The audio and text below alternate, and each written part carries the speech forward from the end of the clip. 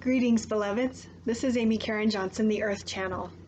Here's some free verse that Gaia has helped me with today. The old structures are crumbling, old bonds loosening, but it's darkest just before dawn. That hint of freedom and universal love makes confinement seem more oppressive. Gone are the days of isolation upon mountaintops, as the only path to enlightenment. Now nirvana is a breath away, but we must bring it back in fellowship.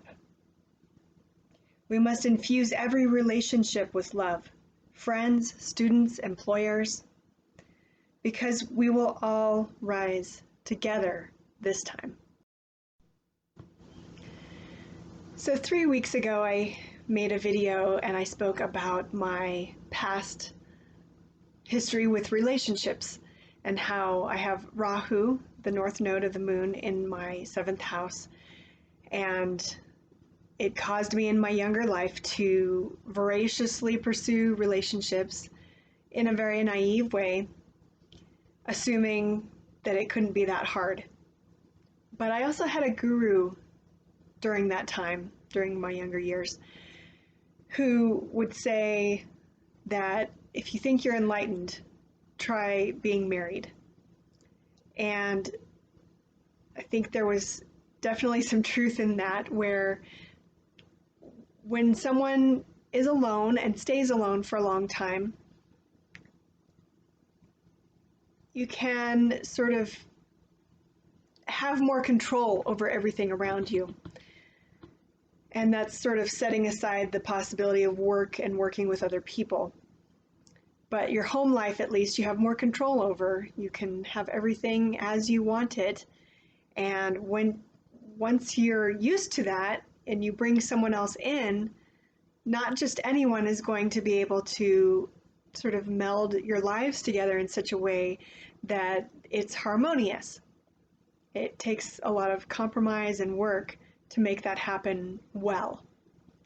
And so bringing human design into this discussion of relationships,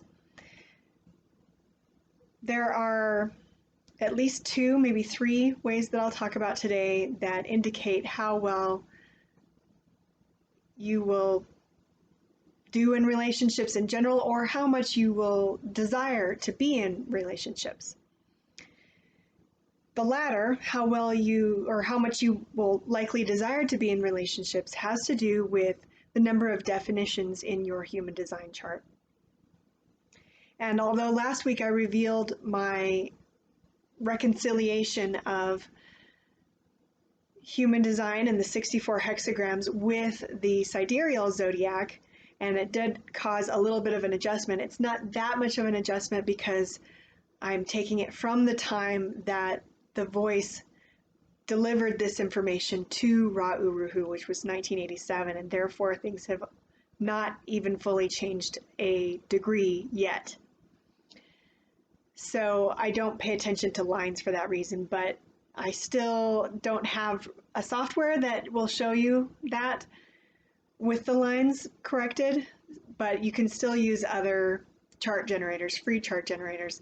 The one I always recommend is humandesignamerica.com/chart. So you can get a good idea of at least the 64 gates and how that looks for yourself, and use noon as a birth time if you are not sure of your birth time. And it will give you a decent idea, as opposed to Vedic astrology, where birth time becomes more important and critical. So definitions are where you have centers defined. If they're defined, they're colored in. And I talked about this in a 9-part series a few weeks ago, that ended a few weeks ago. And in order for a center to be defined and colored in, it has to have both gates on either side of a channel activated. So I will share with you my chart. I have 2 areas of definition. The first one is my root center, which is connected by active gates in a fully defined channel to my sacral center. That's one definition. The other one has 3 centers involved: the splenic center, the emotional center, and the throat center. And so those are all colored in and connected by defined channels. When you have a split definition like I do, you will tend to feel like a relationship can fairly easily, sometimes, depends on how many gates can potentially bridge those two definitions, but most effectively is the word I was looking for, make you feel whole. And once you find someone who has a defined gate that bridges your two definitions when you are together or when you're in a committed relationship, it will usually make you feel a lot better, more whole, more complete, like you can integrate those two parts of yourself more easily when they're around. But like I mentioned, the number of bridging gates can also make a difference. So I have 5 potential gates, each of which can bridge my two definition areas. And so I have, in addition to the influence of Rahu causing me to go after lots of different relationships in my younger life, I was also pursuing, in a lot of ways, people who represented those 5 different gates being defined in different ways, and sort of experimenting with how that felt to have those defined. It was fairly easy because there are 5 of them to usually find someone who at least defines one of them, if not more. But the more you embrace source, embrace diversity, even in Mother Earth, and embrace a lot of different people, the more you begin to take these different parts and incorporate them into yourself, and you become a more whole person all on your own. You'll also see, looking at my chart, that there are various gates that are not connected in a full channel, but just the one gate, and that's called a hanging gate. And human design gets into a lot of detail about the difference between that hanging gate being in an open center versus a defined center. I'm not going to get into that. But in terms of relationships, when you are with someone who has a fully defined channel where you only have one of those gates defined in your chart, that's called a compromise, and it's not necessarily the good kind. It can feel pretty uncomfortable, and Ra has been known to say that that is the place where, if you have that in your marriage or relationship, that is the sort of subject area over which you will likely be arguing repeatedly. That'll be the sticking point. That'll be the one thing that you'll probably end up coming back to like a sore tooth that you just can't help poking with your tongue.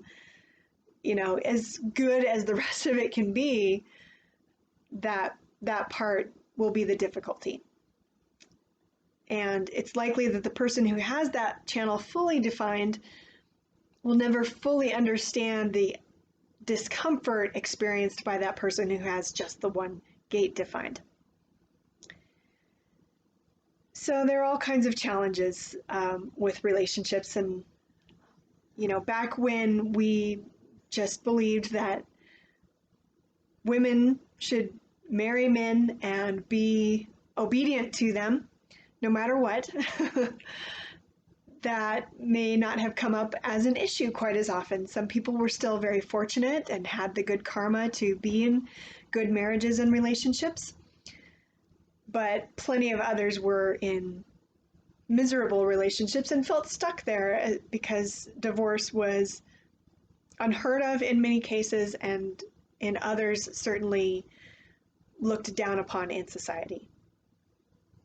But now that we have accepted the possibility and sometimes the necessity for divorce, for relationships to end, and for both men and women to remain single at times, we are less likely to put up with certain things that feel oppressive to us. Now, of course, when both people are willing to engage in conversation and openness and listening to the other person and their needs as much as possible to really feel what they're feeling and understand where they're coming from, it's possible that every single relationship can be successful no matter what your chart looks like. But unfortunately, we're not there yet as a society, as a collective, and many people are still set in certain ways. And there's nothing wrong with being single. But I do feel that we need to begin expanding our ideas of relationship and being there for each other, no matter what kind of relationships we have, just as neighbors even. Being there for each other, to support each other when the chips are down, when they're sick. Excuse me. This is something that the world needs to clear their throat chakra over and get used to talking more about.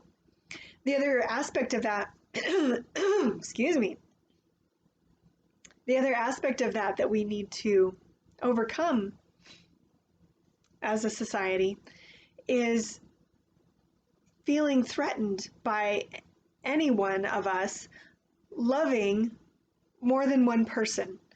And yes, that love can absolutely be platonic. I'm not saying that we should all be in open relationships necessarily. I don't think I could handle being in an open relationship myself. Not ruling it out, but I haven't felt like I have ever wanted to try that in the past. But there should be allowed for each person to be able to express at least platonic love to other people without their partner or spouse feeling threatened and feeling overly jealous when there's no reason to be. That's the only way we're really going to be able to come together as a global community where we can depend on each other for the support we need when we need it. And as one closing thought before we check in with Gaia, unless people are in that more expansive frame of mind where they're really expanding their sense of self to be more encompassing of source and all the many diverse possibilities there are in the world, in the universe, and in nature, when people aren't quite there yet, the most compatible relationships are those that have none of those compromises. And in fact, I've seen where it's a successful relationship. Neither person is really all that interested in meditation, expansion, all the things I've been talking about.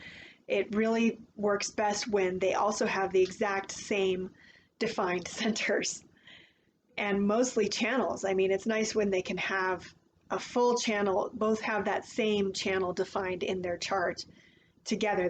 That's called a companionship channel, and that's a great thing. So there are all kinds of ways to see that kind of compatibility, that companionship in the human design chart, as well as in Vedic astrology. And the one couple I'm thinking of in particular who's done really well together, despite not necessarily being on a strict path of self-improvement and so on, they had good compatibility in both of those places and almost exactly the same human design charts, despite being born at different times, not having the same birthday or anything. So that's the easy way if you can find it, if that's in your karma.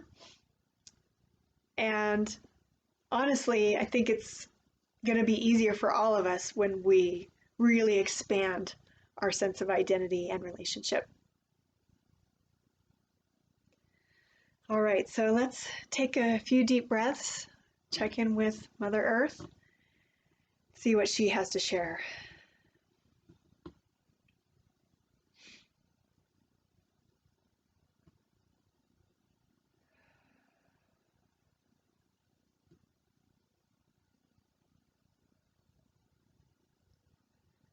Feeling the energy of the sun coming down through your crown, down your central channel,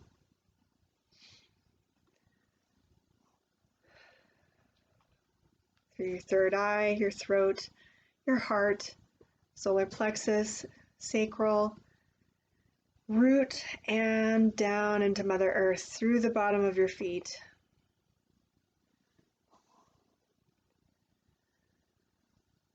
And then feeling energy come up from the core of Mother Earth, up through your feet, your root, your sacral, your solar plexus, heart, throat, third eye, crown.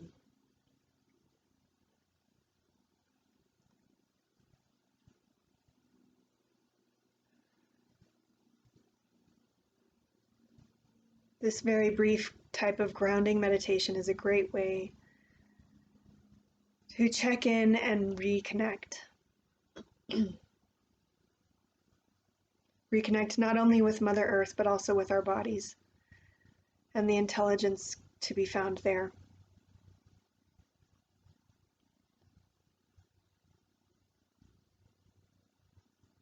So Gaia is bringing me back to the verse that she helped inspire me to write today, and what it was alluding to, that we are all ascending together this time. It's not just going to be individuals coming to enlightenment on their own, through gurus necessarily even. All of us are going together, and that's why it's taking longer. And we're coming right along with Mother Earth herself. And that's why, excuse me, it's not just our spirits that need to pour into the oneness of Source, but our whole bodies are coming with us this time. We're not going to have to leave our bodies in order to rejoin, in order to ascend into that higher realm.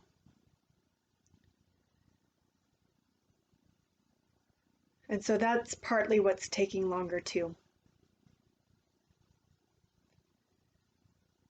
And so that's why it's become critical now that we pay attention to how we treat Mother Earth and pay attention to how we treat our own bodies and what we put into it. There are lots of well-known things that are bad for our bodies. Some things that might be bad for some of our bodies, but not for other people and their bodies.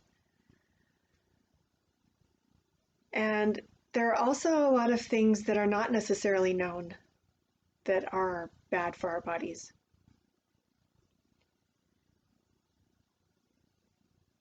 So we really need to each pay attention to how we feel when we put certain things into our bodies.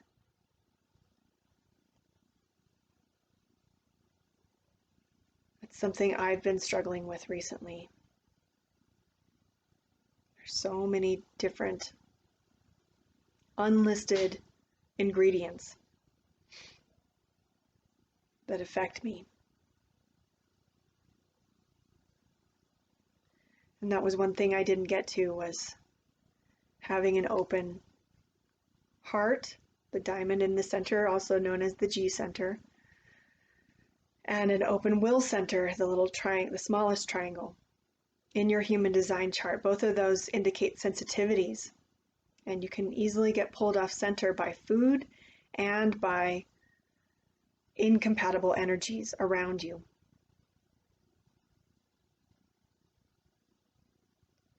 And so that's why when someone has embraced diversity in its fullness,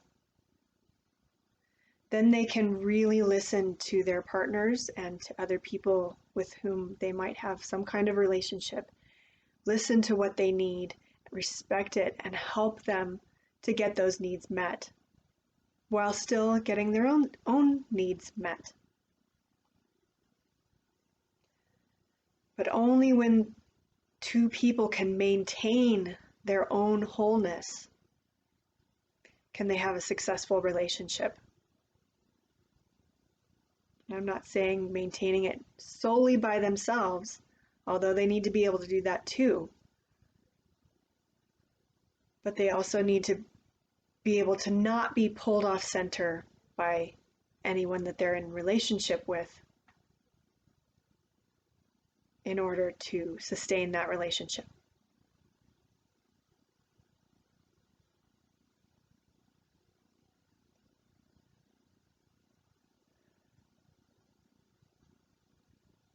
My health suffered when I was in marriages before.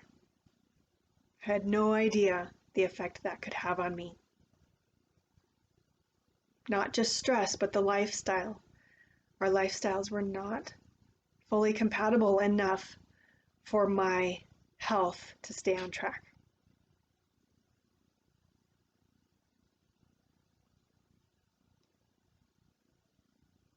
Another deep breath.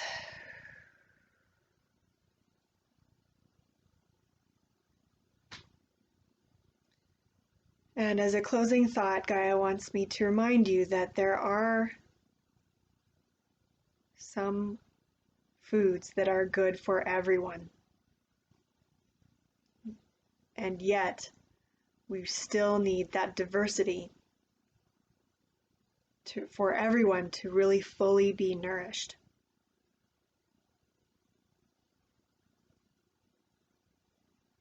And that's another reason that that diversity is so important to maintain and support.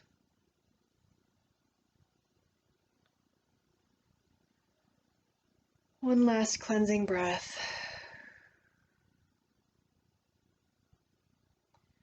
And sending out love to all the people, all the animals, all the plants on Mother Earth. And receiving her love into ourselves. Thank you so much for joining me. Namaste, beloveds.